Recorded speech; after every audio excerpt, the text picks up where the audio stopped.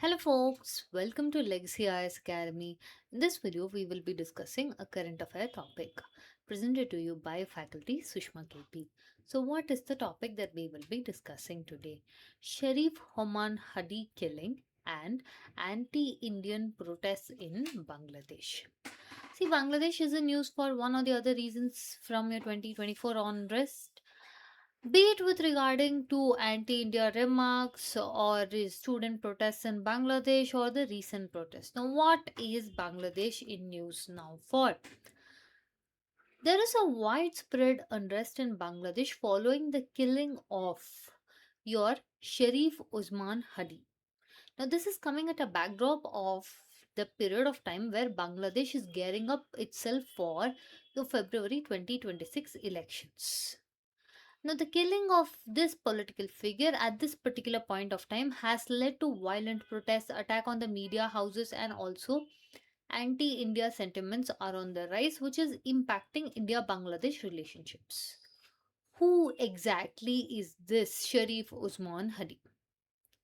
See, he was the youth leader who was associated with your 2024 uprising. He is a 32-year-old Bangladeshi youth who was the key leader in your student protest which led to the fleeing of Sheikh Hasina government. Now, first and foremost, your Sharif Osman Hadi is also associated with something called as Inquilabad Mancha, which means it is more like a protest platform which was they were more of key criticizing and vocal about anti-India rhetoric and also anti-Indian influence or any foreign influence understanding. Now, this what was as a student protest etc got transitioned into a political movement. They even held that they will be contesting, that is Sharif Osman Hadi held that he will be contesting as an independent candidate from your Bangladesh in 2026 February elections. So, what was the ideological positioning? If you see, they were very strong against your anti India and also very critical against the former Bangladesh Prime Minister Sheikh Hasina, and also said that Awami League should be completely ripped off and should not be allowed to continue in the 2026 elections.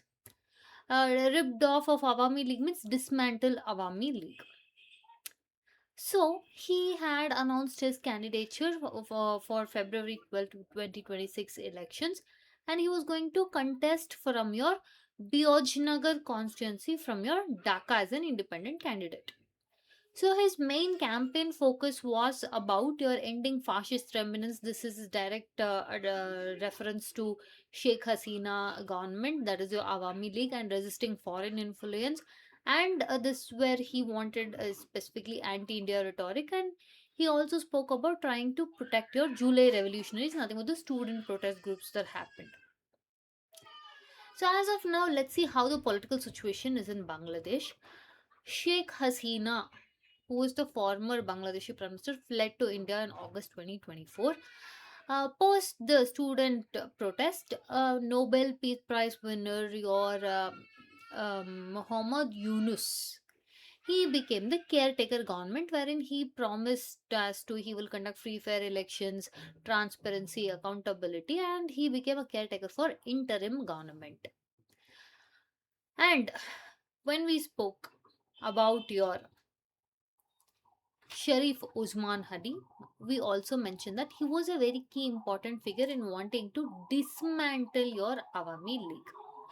So he was one of the key players in trying to do that. Finally, Muhammad Yunus had dissolved your Awami League in May 2025, and they also barred it from contesting elections, that is of your 2026.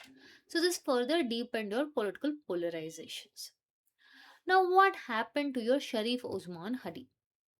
On December 12th, 2025, in your Nagar, the attackers, three men, when he was traveling in an auto rickshaw, artists held that three men opened fired and they ran away. Now, this particular condition, Your Sharif Osman Hadi injured lot of critical wounds, one to the head, and he was immediately admitted to Dhaka Medical College, where he was given full ventilator support.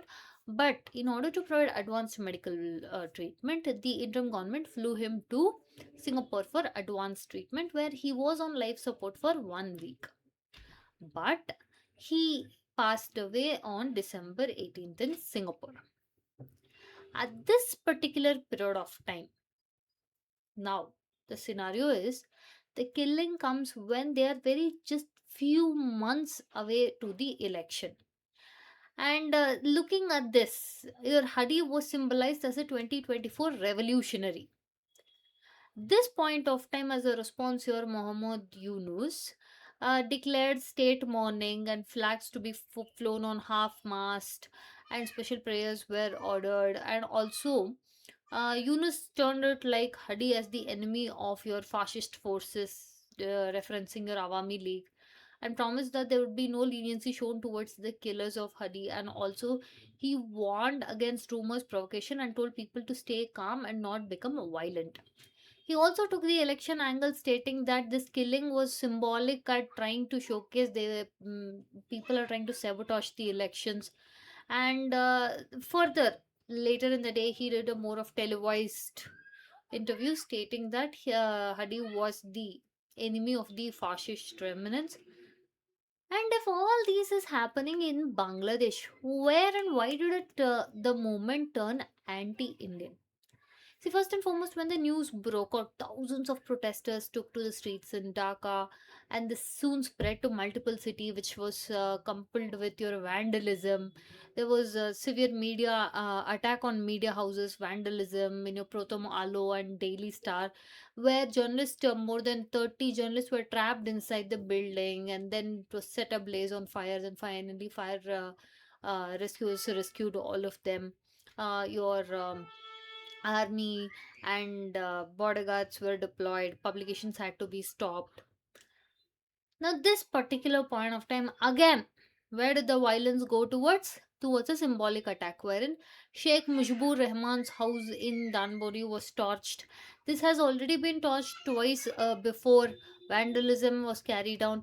This is to show a rejection of Sheikh Hasina's legacy. And also, your Awami League offices were vandalized, and your Chayanut premises were attacked. And also, one more thing is, all this is fine. When exactly did it turn anti-Indian? First and foremost, they started developing the rumors that the people who killed Hadi fled to India and India was giving protection. And this was the core allegation. And also, they said that no, we have called the more of political narrative was seen as to India is protecting your Sheikh Hasina, and they're interfering in Bangladeshi politics.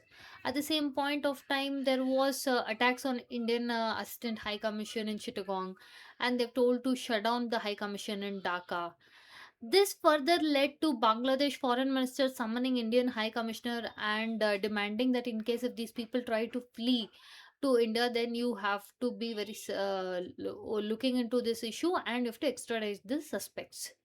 India's response again was it rejected all allegations and also said that it had summoned Bangladesh envoy and held that first and foremost, bringing India in unnecessarily is very much criticized, and also you cannot just throw out statements which affect the nation at this particular point of time. Now, what is next for Bangladesh? See, elections are coming now, but they are under very extreme tensions. There is absence of Awami League, and also there is huge amount of radicalization and street politics which has started. Media is under threat. There is a more of a rising mob justice in this category. With respect to India, if you see, there is growing pressure of instability on the eastern borders, and rise of anti-Indian nationalism because of these protests are on the rise. And India is trying to balance non-interference alongside your protection of interests, which is the balancing act India has to do right now. With this, we come to the end of the content. If you like our content, subscribe to our channel, hit the like button, share it along with your friends. Thank you.